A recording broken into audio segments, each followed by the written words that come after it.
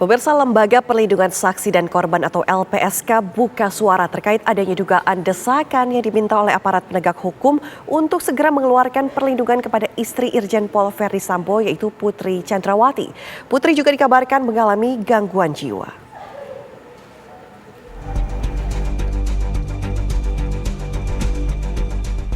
Desakan kepada pihak Lembaga Perlindungan Saksi dan Korban LPSK untuk memberikan perlindungan pada istri Irjen Verdi Sambo Putri Chandrawati mencuat. Diduga desakan ini merupakan permintaan dari aparat penegak hukum karena Putri Chandrawati dianggap sebagai korban kekerasan seksual sehingga harus dilindungi. Namun setelah pihak Barreskrim Polri menghentikan laporan kasus pelecehan seksual dan permintaan keterangan terhadap Putri Chandrawati oleh pihak LPSK tidak membuahkan hasil, LPSK memutuskan menolak permohonan perlindungan dari Putri Chandrawati.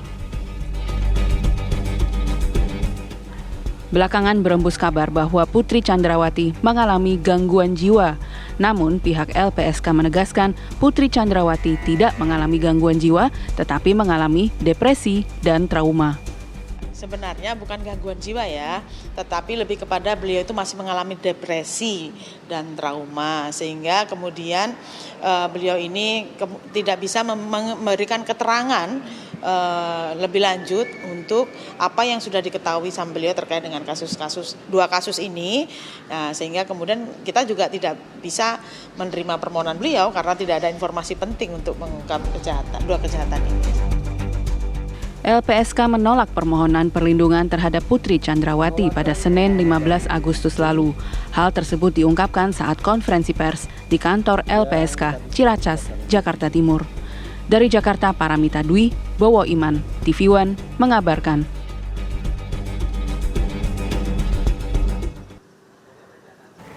Pemirsa, tim khusus juga akan mengumumkan hasil pemeriksaan istri Irjen Verdi Sambo Putri Chandrawati sebagai saksi. Kami ajak Anda bergabung bersama Reza Indragiri Amril, pakar psikologi forensik.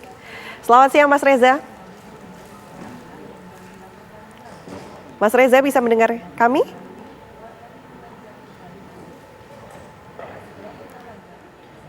Selamat siang Mas Reza. Halo, selamat siang. Sekarang baru terdengar, Mbak. Oke, Mas Reza. Ini kita melihat kasus ini makin berkembang begitu ya. Salah satunya adalah status hukum yang kemudian akan diumumkan siang hari ini di Barreskrim Polri. Melihat ini seperti apa? Saya dengan segala hormat kalau menggunakan model hierarki untuk mencermati kasus ini, maka sekali lagi maaf, memang ada kemiripan dengan situasi kejahatan yang terorganisasi atau kejahatan yang sistemik. Memang jadi ironis bahwa ketika kita bicara tentang kejahatan organisasi atau kejahatan sistemik, ini ternyata berlangsung di organisasi penegakan hukum. Semoga saja saya keliru. Namun dengan landasan berpikir bahwa ini memiliki kemiripan dengan kejahatan sistemik, maka memang masuk akal kalau dari hari ke hari jumlah tersangka, jumlah orang yang dianggap harus bertanggung jawab pada masalah ini semakin beranak pinak. Dari 1 menjadi 4, dari 4 menjadi puluhan, dan seterusnya. Tapi saya ingin menafsirkan itu sebagai sebuah pertanda positif. Bahwa saya menggunakan 4 parameter untuk menilai, katakanlah demikian, menilai kerja kepolisian dalam mengungkap kasus ini. Parameter pertama adalah jelas harus tuntas. Yang kedua harus menyeluruh, ketiga objektif, dan yang keempat transparan. Nah, topik perbincangan atau pertanyaan Mbak barusan mengingatkan saya pada parameter yang kedua, yaitu menyeluruh. Menyeluruh dalam pengertian menyapu bersih seluruh pihak, entah itu dari satuan wilayah manapun, atau satuan kerja manapun, dari satgas-satgas manapun, sepanjang mereka terbukti terlibat dalam kasus ini, baik dalam pembunuhannya maupun obstruction of justice-nya, memang sudah sepatutnya untuk dimintai pertanggungjawaban, baik pertanggungjawaban secara etik maupun secara pidana. Alhasil, sekali lagi, kalau dari hari ke hari jumlah orang atau jumlah personil atau tepatnya jumlah oknum yang tersangkut masalah ini semakin bertambah, justru menurut saya itu merupakan indikasi positif bahwa polisi sungguh-sungguh mencoba untuk mengungkap kasus ini secara menyeluruh.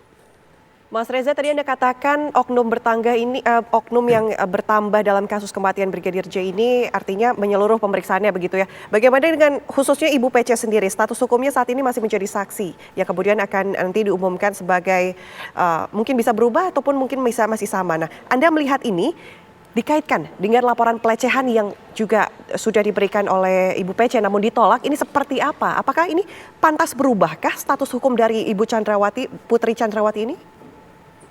Kita patut melihat kehadiran Ibu PC ini sebagai sebuah mata rantai. Jadi tidak bisa hanya insiden per insiden, momen per momen, tapi harus melihatnya sebagai sebuah kesinambungan. Kalau kita titik berangkatnya adalah bahwa Ibu PC ini merupakan pelapor awalnya, tapi kemudian lapornya dianulir, maka sesungguhnya sudah terpikir sejak awal oleh saya, bahkan didiskusikan juga di TV One, tentang kebenaran klaim bahwa yang bersangkutan adalah korban, tentang kebenaran cerita atau narasi bahwa sudah terjadi pelecehan seksual. Kenapa saya pertanyakan itu? Ada dua alasan paling tidak.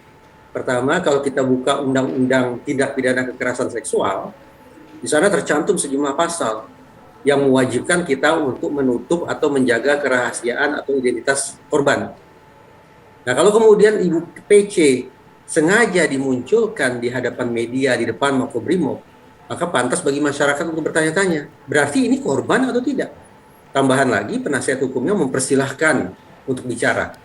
Dan semakin menyedihkan adalah ketika Ibu PC mulai berbicara, kalimat pertama yang keluar dari mulut beliau adalah menyebut nama, memperkenalkan diri. Nah, semakin jelas betapa undang-undang TPKS sepertinya terkesampingkan atau dikorbankan lewat kemunculan Ibu PC di depan Makobrimob tersebut. Itu yang pertama. Yang kedua, mari kita buka catatan-catatan studi tentang korban kejahatan seksual. Semuanya mengatakan bahwa kejahatan seksual tergolong sebagai kejahatan yang serius karena berdampak psikologis yang hebat pada para korban. Akal sehat kita pun mengatakan, kalau memang ada peristiwa kejahatan seksual, ada korbannya, dan korbannya mengalami guncangan jiwa yang hebat, maka kenapa malah dimunculkan di depan publik ya? Bukankah seharusnya profesional yang mendampingi Ibu PC memastikan bahwa klien mereka tidak akan terekspos ke publik, tidak perlu lagi bercerita tentang hal-hal yang dianggap traumatis, tapi justru sepenuhnya berada dalam sebuah ruangan yang katakanlah tertutup atau terisolasi untuk memastikan proses penyembuhannya bisa sempurna.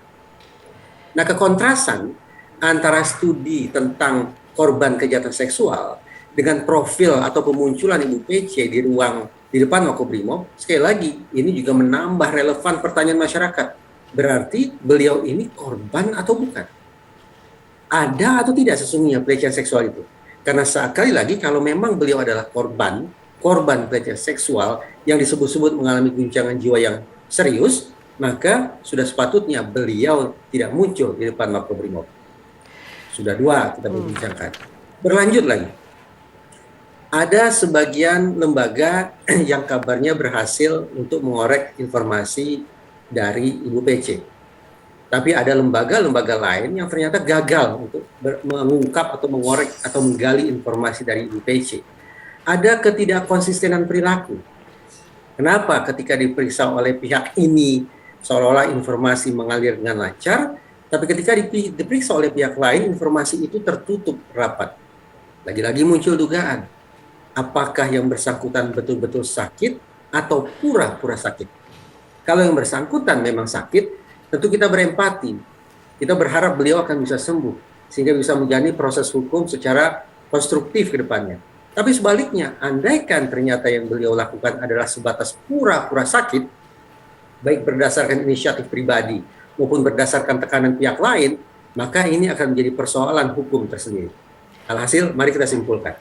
Mas Reza, dari statement ketika beliau memilih untuk tutup mulut, ini sebetulnya karena beliau tidak bisa bercerita atau tidak mau bercerita. Karena implikasi hukumnya juga akan berbeda.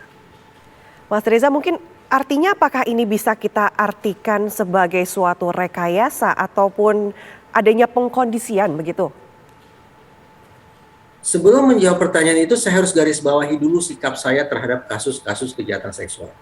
Sekali lagi, kasus kejahatan seksual saya pandang sebagai kejahatan yang serius. Setiap korban kejahatan seksual harus mendapatkan simpati dan hak-hak mereka harus terpenuhi sepenuhnya. Tapi kita sesungguhnya tidak semata-mata bicara tentang orang yang katakanlah punya guncangan jiwa lalu selesai, tidak. Kita sesungguhnya bicara tentang seseorang yang diduga punya gangguan atau punya guncangan kejiwaan, dan pada saat yang sama juga berpotensi untuk berhadapan dengan hukum. Implikasinya adalah tidak cukup bagi kita untuk mencermati Ibu PC dari sudut pandang klinis semata. Karena kalau kemudian kacamata yang kita gunakan adalah semata-mata kacamata klinis, maka rekomendasinya sudah jelas, yaitu berikan ibu pengobatan, titik, kalau memang yang bersangkutan sakit. Tapi karena perspektif yang kita gunakan adalah perspektif forensik, maka pertanyaan lanjutannya adalah, apakah kemudian ibu ini sudah saatnya atau belum berproses hukum pada tingkatan yang lebih lanjut. Jadi bukan berfokus pada program rehabilitasi, pada terapi, pada pengobatan, bukan itu arahnya. Tapi kehadiran Ibu PC dalam konteks ini adalah terkait dengan apa gerangan proses hukum yang akan beliau jalani nantinya. Baik. Nah, karena kita berbicara dalam setting forensik, maka relevan sudah perbincangan tentang malingering. Apa itu malingering? Malingering kalau saya sederhanakan menjadi pura-pura sakit. Tapi definisi ilmiah malingering adalah perekayasaan berencana. Saya tandaskan, perekayasaan berencana, baik terhadap kondisi fisik maupun terhadap kondisi psikis. Sehingga seseorang yang sejatinya sehat akan kemudian tampak layaknya orang yang sedang sakit. Nah, perekayasaan berencana itu tujuannya apa? Macam-macam. Salah satunya adalah untuk mendapatkan manfaat-manfaat hukum tertentu. Baik. Untuk menutup pihak tertentu, untuk mengaburkan pengungkapan kasus tertentu, dan sejenisnya. Mas Reza, mungkin kita masih tahan dulu tadi. Ini menarik sekali, rekayasa berencana. Ini menarik sekali, kita akan lanjutkan perbincangan kita ini usai jeda. Kami masih akan kembali, tetaplah di Breaking News TV One.